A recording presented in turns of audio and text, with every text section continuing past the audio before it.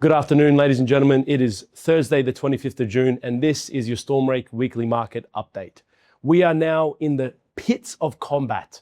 We are seeing Bitcoin doing battle with $60,000. This is the third time in over 5 months where we've done battle with this incredibly important key level.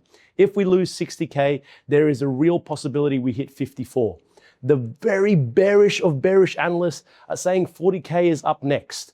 Whilst that could be a possibility, it's not something that I'm preparing for, and it's not something our analysts are expecting either. 48 to 50K, absolutely on the cards if we lose 60,000. But a lot of people are saying, what's driving this move? Ladies and gentlemen, it's Kevin Warsh, Fed chair. He's come out and he's saying that they're going to do battle with inflation. That is simply a laughable claim. Reason being is that the United States is sitting on $39 trillion worth of national debt. Their interest expense is $1.2 trillion alone. It's forecasted to be about $5.5 trillion by the year 2032. My honest assessment is that Fed Chair Kevin Warsh has just come in. He has to talk a big game in order to pump up belief in the US dollar, to drum up exit liquidity before the big print.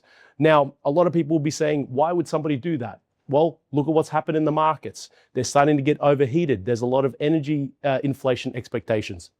But people tend to extrapolate quite extensively.